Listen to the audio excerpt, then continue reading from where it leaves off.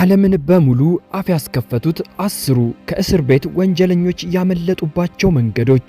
ዓለም ላይ በርካታ ማንም ከነዚህ እስር ቤቶች አያመልጥም ተብሎ የሚታሰቡ እስር ቤቶች አሉ። ታዲያ እነዚህ እስር ቤቶች በጠንካራ ወታደሮች፣ በትልልቅ ማሽኖችና በእንስሳት ጭምር ቢጠበቁም ከነዚህ ህልም ከመሰሉ እስር ቤቶች ግን በድብቅና በማይታመን ጥበብ ያመለጡ በርካታ ወንጀለኞች አሉ። ታዲያ እነዚህ ወንጀለኞች በምን አይነት ምትሃት ከነዚህ እስር ቤት አመለጡ? በዛሬው ቪዲዮ የምንመለከተው ይሆናል። በቅድሚያ ግን ወደዚህ ቻናል አዲስ ከመጣችሁ ሰብስክራይብ በማድረግ የዜና አዲስ ቤተሰብ መሆን ትችላላችሁ። ቪዲዮውን ቀለል አድርጋችሁ ላይክ በማድረግ ጀምሩት። 10ኛ ኤል ቻፖ። ከዓለማችን እጅጉን አደገኛ ወንጀለኞች አንዱ የሆነውና በህገወጥ የእዝ ዝውውር ስሙ የናኘው ኤል ቻፖ ጉዝማን በሜክሲኮ ከሚገኝ እጅጉን ጥብቅና የማይበገር ከሚባል ከፍተኛ እስር ቤት በድፍረት የጠፋበትን አስገራሚ ታሪክ ይዘንላችሁ መጥተናል። ታሪኩ እንዲህ ነው። በሜክሲኮ እጅጉን ጥብቅ በሆነው አልቲፓላኖ እስር ቤት ውስጥ ኤል ቻፖ በከፍተኛ ጥበቃ ስር ተቆልፎበት ነበር። እንደ ኤሮፓውያን አቆጣጠር ሐምሌ 11 ቀን 2015 ዓ.ም ከቀኑ 3:50 ሲል የክትትል ካሜራዎቹ ኤል ቻፖ በክፍሉ ጥግ ላይ ቀስ እያለ ሲመላለስና ከዚያም ወደ መታጠቢያው አካባቢ ሲያመራ ያሳያል። ከ25 ደቂቃዎች በኋላ ጠባቂዎቹ ኤል ቻፖ ወደ ጥግ ከሄደ በኋላ ባለመመለሱ ይደናገጣሉ። በፍጥነትም ወዳለበት ክፍል በመሮጥ የብረቱን እስር ቤት ከፍተው ይገባሉ። ወደ ክፍል ውስጥ ሲገቡም አልጋው በጥንቃቄ የተነጠፈና ንብረቶቹም በሙሉ እንዳሉ ናቸው። ነገር ግን ጠባቂዎቹ ክፍሉን ሲቃኙ ድንጋጤ ይፈጠርባቸዋል። ከጠባቂዎቹ አንዱ ወደ መታጠቢያው ቤቱ ወለል ዝቅ ብሎ ሲመለከት በቀጥታ በኮንክሪት ውስጥ የተቆፈረ 4 ማዕዘን ቅርጽ ያለው ቀዳዳ አለ። ለአዋቂ ሰው ማለፍ የሚያስችል በቂ ቦታ ነው ያለው። ከታች በኩልም አንድ ጠባብ ዋሻ ወደፊት ይዘልቃል።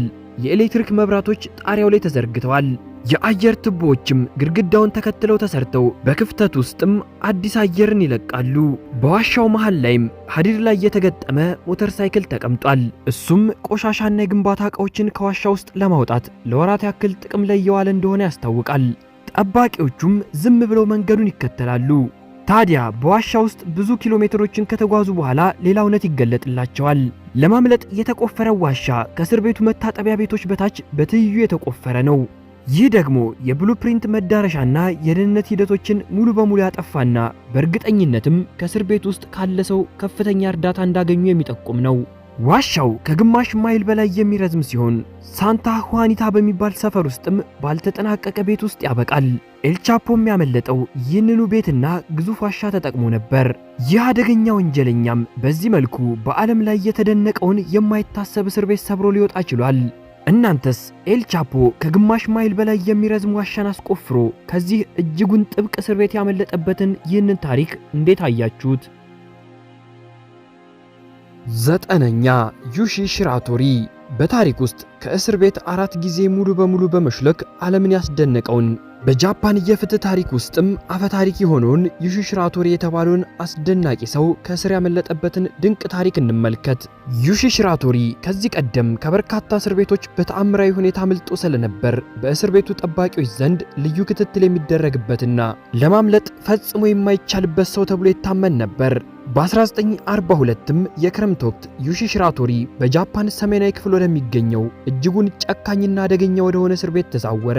እስር ቤቱም አባሺሪ ይባል ነበር። እዚህ እስር ቤት ውስጥ ለእጅ የተሰሩ የብረት ካቴናዎች ቀን ሙሉ ከወለሉ ጋር ይታሰሩ ነበር። ማሰሪያዎቹ የሚከፈቱትም በሳምንት አንድ ጊዜ ባለሙያ መጥቶ ሲታጠቡ ብቻ ሲሆን ያም ቢሆን ለመክፈት ከ2 ሰዓት በላይ ይፈጅ ነበር። ሽራቶሪ ከዚህ በፊት ከእስር ቤት 2 ጊዜ አምልጦ ነበር።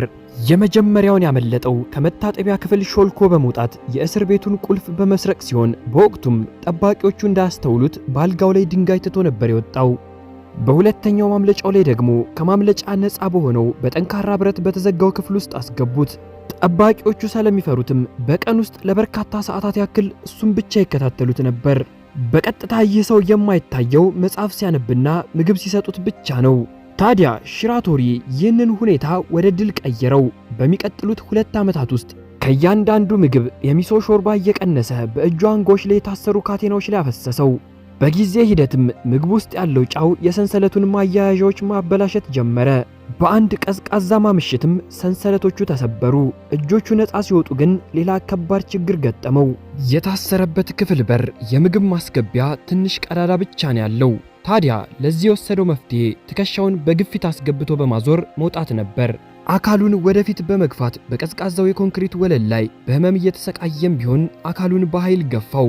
በመጨረሻም በቀዳዳው ውስጥ መውጣት ቻለ። ግድግዳውን ዘሎ በመውጣትም በአቅራቢያው ወደሚገኝ ተራራ መለጠ። ከዛ በኋላ በድጋሜ ቢዙትም ዳግመኛ ሊያመልጣቸው ችሏል። በዚህ አስደናቂ ባህሪውም እስከዛሬ ድረስ በዓለም አቀፍ ደረጃ ታዋቂ ሆኖ ቆይቷል። እናንተስ ዩሺ ሺራቶሪ በሚሶ ሾርባ ጨው ሰንሰለት ሰብሮ ትከሻውን አዙሮ ከዚህ እጅግ ጥብቅ እስር ቤት ያመለጠበትን ይህንን አስገራሚ ታሪክ እንዴት አያችሁት? 8ኛ የአልካታዝ ማምለጫ። ማንም ሊያመልጥበት የማይችል በውቅያኖስ መሃል በብርድ ማዕበልና በነፍሰ በላ አዞች የተከበበ የማይበገር እስር ቤት ተብሎ ይጠራ ነበር አልካታዝ። ከዚህ ገሃነም መሰል ቦታ ማምለጥ ፈጽሞ የማይታሰብና የማይታለም ነው። ነገር ግን በሰኔ 1962 አራት ወንጀለኞች ፍራንክ ሞሪስ፣ ጆን አንግሊን፣ ክላረን አንግሊን እና አለን ዌስት የታሪክ መጽሐፍን የሚገለብጥና ዓለምን ያስደነገጠ እጅጉን አስገራሚ ማምለጥ ዕቅድ አወጡ። አልካታዝ ውስጥ እያንዳንዱ እንቅስቃሴ ቁጥጥር ይደረግበት ነበር። ነገር ግን እነዚህ አራት እስረኞች በክፍላቸው ጀርባ ያለውን የአየር ማስተላለፊያ ቱቦ አስተዋሉ። እዚህ ላይ ነው ታዲያ እነዚህ ሰዎች አይምሯቸው ምን ያክል ድንቅ እንደሆነ የምናየው። ያለምንም ዘመናዊ መሳሪያ ማንኪያዎችን፣ የብረት ቁርጥራጮችንና ከቫኪዩም ማጽጃ የተገኘ ትንሽ ሞተርን በመጠቀም ግድግዳውን ማንቀሳቀስ ጀመሩ። ድምጻቸው እንዳይሰማም በቀን ውስጥ በሙዚቃ ሰዓት ሬዲዮ ከፍ አድርገው ከፍተው ግድግዳውን በድብቅ ይቦረብሩ ነበር። ለወራት ያክልም ግድግዳውን እየቦረቦሩ የተወገደውን ጠጠርና አፈር በሱሪ ኪሳቸው ይዘው እየወጡ በግቢ ውስጥ በተለያዩ ቦታዎች ይበትኑታል። እስር ቤቱ በየቀኑ ጧት ቆጠራ ያደርጋል። ስለዚህ ጠባቂዎቹ ሲያነቋቸው ክፍላቸው ውስጥ አለመኖራቸውን ወዲያውኑ ማወቅ ነበረባቸው። ታዲያ እነዚህ ወንጀለኞች ይህንን ለመከላከል ምን አደረጉ? በሚያስደንቅ መልኩ ከሰም ከተቀጠቀጠ የመጸዳጃ ወረቀት ከሳሙናና ከእስር ቤት ውስጥ ከተሰባሰቡ እውነተኛ የሰው ፀጉር ጋር በመቀላቀል እጅጉን አስፈሪና እውነተኛ የሚመስል የራስ ቅሎችን ሰሩ። እነዚህ የተሰሩ አሻንጉሊቶች ጭንቅላታቸው ይታይ ስለነበር ጠባቂዎቹ ሲያዩ ሰዎቹ የተኙ ይመስሏቸዋል። በዚህም ጠባቂዎቹ በየበራፋቸው አልፈው ሲሄዱ ምንም አልጠረጠሩም። ሰኔ 11 1962 ምሽት ደረሰ። ሰዓቱ ሲደርስም ከአራቱ እስረኞች አንዱ የሆነው አለን ዌስት በወቅቱ ግድግዳውን ማስፋት ሳይችሉ ቀርተው ወደ ኋላ ቀረ። ግድግዳው ጠንክሮበት ነበርና እሱ ከሌሎቹ ጋር ማምለጥ አልቻለም። ነገር ግን ቀሪዎቹ ሶስቱ በቆፈሩት ጉድጓድ ውስጥ ማምለጥ ጀመሩ። የአየር ማስተላለፊያ ቱቦዎቹን ሰብረው ወጥተው ከጣሪያው ላይ በመንሸራተት ወደ ውቅያኖሱ ዳርቻ ላይ ደረሱ። እዚያም ቀድመው ከዝናብ ካፖርት አዋህደውና በሙጫ አጣብቀው የሰሯቸው የመዋኛ ራፍትና የነፍስ አድን ጃኬቶችን ይዘው ወደ ቀዝቃዛው የሳን ፍራንሲስኮ ውቅያኖስ ገቡ። ከዛች ምሽት በኋላም እነዚህን ሶስቱን ሰዎች ማንም ሰው በሕይወትም ሆነ ሬሳቸው አልተገኘም። አሁን ድረስም በሕይወት ይኑሩ አይኑሩ አይታወቅም። እስከ ቅርብ ጊዜ ድረስም ኤፍቢአይን ጨምሮ ሌሎች የሕግ አስከባሪዎች ይህንን ጉዳይ መርምረውታል። ነገር ግን አንድም ፍንጭ እንኳን ማግኘት አልቻሉም። ፖሊስ ራፍቱና የተወሰኑ ዕቃዎች በውቅያኖስ ውስጥ ተንሳፎ አግኝተዋቸዋል። ነገር ግን አካሎቻቸው ፈጽሞ አልተገኙም። አንዳንዶች በውቅያኖስ ውስጥ ሰምጠው ሊሆኑ ይችላሉ ይላሉ። ሌሎች ደግሞ ወደ ደቡብ አሜሪካ ተሻግረው በሰላም ኖረዋል የሚል ግምት አላቸው። እውነታው ግን እስካሁን ድረስ በሚስጥር ተሸፍኖ ይገኛል።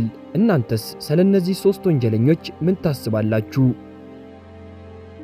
7ኛ ጆን ካርሎስ። በዓለም ላይ ካሉ እጅጉን አደገኛና ከተጠበቁ እስር ቤቶች መካከል አንዱ ከሆነው ከብራዚሉ የባንጉ እስር ቤት የተፈጸመ አስገራሚ ማምለጥ ታሪክ። ማንም ሊያስበው የማይችለው ይህ ድንቅ የማምለጥ ታሪክ የተፈጸመው በወቅቱ በአደገኝነቱና በወንጀል ድርጊቶቹ ስሙ የናኘው የወንጀለኛ ቡድን መሪ በነበረው በቅጽል ስሙ ደግሞ 18 በመባል የሚታወቀውና በሁለት የቡድን አባላቶቹ አማካኝነት ነበር። ታሪኩ እንዲህ ነው። የባንጉ እስር ቤት ጥብቅ ቁጥጥር የሚደረግበትና ለማምለጥ ፈጽሞ የማይታሰብበት ቦታ ሆኖ ሳለ ጃን ካርሎስና አብረውት ያመለጡት ማርሎስና ሉካስ ከታሰሩበት ክፍል ውስጥ በመሆን ማምለጫ መንገዶችን ማቀነባበር ጀመሩ። ምንም አይነት ዘመናዊ መሳሪያ ሳይኖራቸውም በድብቅ ባገኟቸው መጋዝና የብረት ቁርጥራጮች የታሰሩበትን ክፍል ጠንካራ የብረት ቆርቆሮችንና መገጣጠሚያዎችን መቁረጥ ቻሉ። ከዚያ በላይ በብራዚል የወንጀለኞች ዓለም ቴሬሳ ተብሎ የሚጠራውን ዘዴ ተጠቀሙ። ይኸውም በርካታ አንሶላዎችን እርስ በርስ በመጠምዘዝና በማጣበቅ እጅጉን ጠንካራና ረጅም ገመድ አዘጋጁ። የተቆረጠውን የእስር ክፍል መስኮት በመጠቀምም የተሰራውን የአንሶላ ረጅም ገመድ ከህንፃው ላይ በማንጠልጠል ከፍታውን አቋርጠው ወረዱ። ገመዱን ተጠቅመውም ከማረሚያ ቤቱ ጀርባ ወደሚገኝ የቆሻሻ ማጠራቀሚያና ማስወገጃ ቦታ ደረሱ። ከዚያም በጥበቃ ሰራተኞችና በፖሊስ ሳይያዙ ከግቢ ውስጥ በመውጣት ሙሉ በሙሉ አምልጠው መጥፋት ቻሉ። ይህ ድርጊት እስር ቤቱን በከፍተኛ መደናገጥ ውስጥ የከተተ ሲሆን የደህንነት ክፍተቱም በዓለም አቀፍ ደረጃ መነጋገሪያ ሆኖ ነበር። እናንተስ ስለዚህ አመላለጥ ምን ታስባላችሁ? ስድስተኛ የራውሰን እስር ቤት እረፍት። ታሪክን የቀየረና የዓለምን መገናኛ ብዙሃን ያነጋገረ አንድ እጅጉን አስገራሚ የማምለጥ ታሪክ ልንገራችሁ። ቦታው አርጀንቲና ሲሆን እስር ቤቱ ደግሞ እጅጉን ጥብቅና አስፈሪ የነበረው የራውሰን እስር ቤት ነው። እንደ ኤሮፓያን አቆጣጠር በነሐሴ 1972 በአርጀንቲና ወታደራዊ አገዛዝ ወቅት ከፖለቲካና ከተለያዩ ከባድ ወንጀሎች ጋር በተያያዘ በእስር ላይ ይገኙ የነበሩ ታላላቅ መሪዎችና ታጣቂዎች ከዚህ ከማይወጣበት እስር ቤት ለማምለጥ ግዙፍ እቅድን አወጡ። ይህ ማምለጥ ልክ እንደ ፊልም ድራማ የሚታይ የማይታመንና ታላቅ ድርጅታዊ ጥበብን የጠበቀ ነበር። እስር ቤቱ በውጭ ኃይሎችና በወታደሮች የተከበበ ቢሆንም እስረኞቹ የውስጥ ሰራተኞችን እንቅስቃሴ በማጥናት ቁልፎችን በመቅረጽና መሳሪያዎችን በድብቅ በማሰባሰብ የእቅዳቸውን የመጀመሪያ ምዕራፍ ጀመሩ። በተወሰነች ቀንና ሰዓት ላይም ድንገተኛ አጸፋዊ እርምጃ በመውሰድ እስር ቤቱን መቆጣጠር ጀመሩ። ጠባቂዎቹ ሳይነቁ በመምጣታቸውም እስረኞቹ የእስር ቤቱን ዋና ዋና በሮች በቁጥጥራቸው ውስጥ አዋሉ። ነገር ግን ከዚህ በኋላ የነበረው ሂደት እጅጉን አደገኛ ነበር። በአንድ ጊዜ 110 እስረኞች ከየክፍላቸው ወጥተው በጋራ ወደ ውጭ መውጣት ጀመሩ። ይህ በታሪክ ውስጥ በአንድ ጊዜ የተፈጸመ ትልቁ የጅምላ ማምለጥ ነበር። ከተቆጣጠሩት እስር ቤት ወጥተው በአቅራቢያቸው ወደሚገኝ አውሮፕላን ማረፊያ በማምራት አውሮፕላን ጠልፈው ወደ ቺሊ ለመሰደድ አቅደው ነበር። ምንም እንኳን ከፊሎቹ አውሮፕላን በመያዝ ወደ ውጭ አገር መጥፋት ቢችሉም የተቀሩት ግን በወቅቱ በነበረው የሰራዊት ከበባ ምክንያት በቁጥጥር ስር ውለዋል። እያንዳንዳቸውም ከዛ በኋላ ለሕይወታቸው አስጊ በሆነ ሁኔታ ውስጥ አልፈዋል። የራውሰን እስር ቤት የጅምላ ማምለጥም የአርጀንቲናን ታሪክ የቀየረና እስካሁን ድረስ በአስደናቂነቱ የሚነገር ታሪክ ሆኖ ቆይቷል። አምስተኛ ታቦ በስተር የዓለም መገናኛ ብዙሃንን ባነጋገረና የደቡብ አፍሪካ መንግስትን ከፍተኛ ቅሌት ውስጥ የከተተ እጅጉን አስገራሚ የማምለጥ ታሪክ ነው። ታቦ በስተር በግድያና አስገድዶ መድፈር ጥቃት ወንጀል ተፈርዶበት በደቡብ አፍሪካ ብሎምፎንቴን በሚገኝ ከፍተኛ ጥበቃ ማዕከል በሆነው በማንጋንግ እስር ቤት ታስሮ የነበረ ከባድ ወንጀለኛ ነበር። ታዲያ ይህ ፌስቡክ ራፒስት በመባል የሚታወቀው ከፍተኛ ወንጀለኛ ከዚህ እስር ቤት እንዴት ሊሰወር ቻለ? ታቦ በስተር በቀላል ወንጀል የተያዘ ሳይሆን ሴቶችን እያታለለ እየገደለና ንብረታቸውን እየዘረፈ በከፍተኛ ወንጀል የተፈረደበት አደገኛ ሰው ነበር። እንደ ኤሮፓያን አቆጣጠር በግንቦት 22 በማንጋን እስር ቤት ውስጥ እያለ በእሳት ተቃጥሎ ሞቷል ተብሎ ዜና ተነገረ። ቤተሰቦቹም አስክሬን ተብሎ የተሰጣቸውን አካል ቀበሩ። ነገር ግን ሁሉም ነገር ውሸት ነበር። እውነቱ ከዚህ የከረረ ነበር። ታቦ በስተር ገንዘብ በመጠቀም የእስር ቤቱን ጠባቂዎችና ከፍተኛ ባለስልጣናትን በጉቦ በመያዝ ግዙፍ ሴራን አቀነባበረ። ከውጭ ካለችው ዶክተር ፍቅረኛው ናንዲ ጋር የእርሱን ሞት በውሸት ንድፍ አቀነባበሩ። ሌላ ማንነቱ ያልታወቀ ሰው አስክሬንም በድብቅ ወደ እስር ቤት ውስጥ በማስገባት በእሳት አቃጠሉት። በዚህም ታቦ በስተር በቃጠሉ ሞቷል የሚል የውሸት መረጃ ተፈጠረ። በዕለቱም ታቦ በስተር በእስር ቤት ውስጥ በቁጥጥር ስር መሆኑ ቀርቶ የጥበቃ ሰራተኞችን ትብብር አግኝቶ ከፊት ለፊት በር በሰላም ወጣ። ከእስር ቤት ከወጣ በኋላም ከዶክተሯ ፍቅረኛው ጋር በመሆን በቅንጦት መኪና እየተዘዋወረ አዲስ አበባን ጨምሮ በተለያዩ ሀገራት ለመሸሽ ሲሞክር በመጨረሻም በታንዛኒያ ፖሊስ በቁጥጥር ስር ውሏል። ይህ ድርጊት የደቡብ አፍሪካን የፍትህና የእስር ቤት አስተዳደር ድክመት ያጋለጠ ታላቅ ቅሌት ሆኖ አልፏል። ውድ የዜና አዲስ ተከታታዮች ለዛሬው ያስኩላችሁ ቪዲዮ በዚሁ ተጠናቀቀ። በቀጣይ በአዲስ ቪዲዮ እስክንገናኝ ድረስ ሰላም ሁኑልኝ። ዜና አዲስ ሁሌም አዲስ